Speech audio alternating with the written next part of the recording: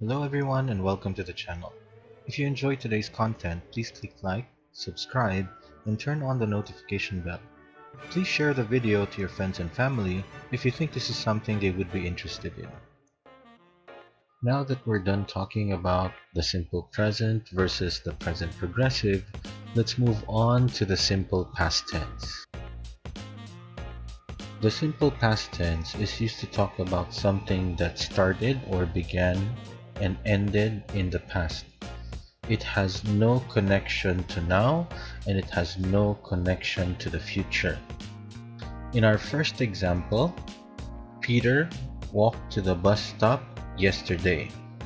Normally, for the simple past tense, you will have keywords like yesterday, last night, last year, last week, the day before, 2 months ago, or something like that. In our second example, we're going to use the past form of be, which is Debbie was at the show last year. If we take a look at our timeline, you will see that there is one X on the left side, which indicates that this action started and also ended in the past. There is no connection to the blue one, which is the now, and there is no connection to the green one, which is the future. To form the simple past using be, all we need to do is to change be to was or were. Was is used for singulars like I, he, she, and it. Were is used for you, we, or they. In this common sentence structure where we have be as our verb and a subject complement, remember that a subject complement can be a noun or it can also be an adjective. So, if I said that he was cold last night, was is our verb be in the past form for the singular, and cold would be our subject complement. For the plurals and you, because you can be both singular and plural, we can say that you were, we were visitors of the company last year, or the singular of you would be you were a visitor of the company last year. To form the negative is a similar process to our present tense, where we used be and then not. So in this case, what we have to do is we have to change be to was or were and then add not after it. So in the negative, I can say it was not cold last night. Or I can say that they were not visitors of the company last year. The contraction for was not is wasn't, and the contraction for were not is weren't. To make questions using the past tense, all you need to do is to move the auxiliary verb to the front and say, was it cold last night? Or were you cold last night? You can also say, were they visitors of the company last year? So if you begin your question with was or were, this is essentially a yes or no question. So, was it cold last night? Yes, it was. Were they visitors of the company last year? No, they weren't. You have to listen to the beginning of the question to know which auxiliary verb you're going to answer with. So if the question started with was, then you can use was or was not, or were not for your answers.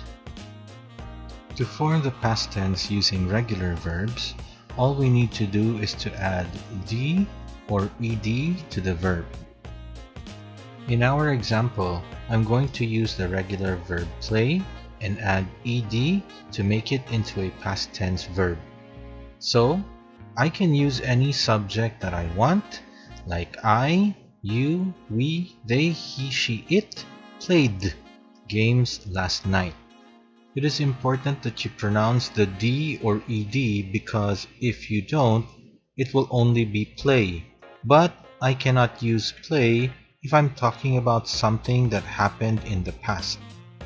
For the negative though, the verb will remain in its base form and we're going to add did and not before the verb to make it negative. We did not play games last night. Or we didn't play games last night. Take note that because we added did, which is already in the past tense, our verb will go back to its original or base form, which is just play. Please do not add ed to this verb because it will sound bad. Once you add did or did not, the past is already indicated, so there is no need for you to change your main verb. It is the same when using irregular verbs. However, the difference is that to make this verb into the past tense, we need to change the spelling of the verb, or it can also remain the same. So if our irregular verb is bring, to convert it into a past tense verb, we need to say brought. One example of a verb that doesn't change is the verb cut, because cut is used in the present tense, cut is used in the past tense, and cut is also the past participle. These irregular verbs are already set and there is no way around it but to memorize all of them. So in the description box below, I'm going to include a link for both regular verbs and also irregular verbs. To make negatives using irregular verbs, again we're going to add did not. But we will not change the verb after it. So I can say, we did not bring the packages last month. Or we didn't bring the packages last month. To make yes or no questions, all we need to do is to bring did to the front and the verb will stay in its base form. So, did you buy groceries this morning? Or did they go to class last week? So, did would contain the past form while our main verb will still remain in its base form. Because our question started with did, then our answer will also be with did. So, did she buy groceries this morning? Yes, she did. Or no, she didn't. The ed endings of verbs are not always pronounced the same. Let's go over some rules on how to pronounce them. First, if a verb ends in a voiceless sound. Voiceless sounds are the ones that do not vibrate your voice box. So sounds like k, ch, sh, s, and t do not vibrate your voice box. That's why they are called voiceless sounds. And if the verb ends in a voiceless sound, then the ed ending is pronounced as t. So the past of walk is walked, watched, cashed, passed, stopped. Notice that I didn't say walked, but instead I said walked because it's a lot easier to pronounce the T sound after a voiceless sound than a D sound. Voiced sounds are the ones that vibrate your voice box while you pronounce it, like L, V, B, N, and all the other vowel sounds. The verb play, if you pronounce it, you will feel that the Y sound is actually vibrating your throat. So, played, banned, called, sobbed, waved. The last one is actually the easiest because if the verb ends in a t or a d sound, all you need to do is to pronounce id.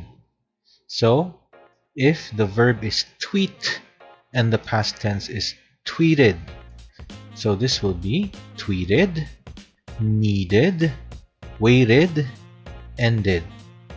Now, some people pronounce this as did instead. So they would say tweeted, tweeted, or waited, waited. Some of you might find this confusing, but just with enough practice, I'm sure that you will be able to pronounce these ed endings in no time. Let's recap what we learned today. For regular verbs, if you want to change them to the past form, all you need to do is to add d or ed. However, for irregular verbs, you have to change the spelling. Or in some cases, there are verbs that use the same spelling in the present, the past, and also the past participle. For questions and negatives, make sure that when you add did to your sentence, the main verb will go back into its base form, meaning there is no ed or you did not change the spelling. So for negatives, make sure that you say did not or didn't and then the verb. I didn't go, we didn't see, we didn't watch, they didn't pay, for example. So I hope that all of these would be helpful for you, and try to keep practicing your English. The more you practice, the better and the easier it will become. So thank you very much, and I hope to see you on the next video.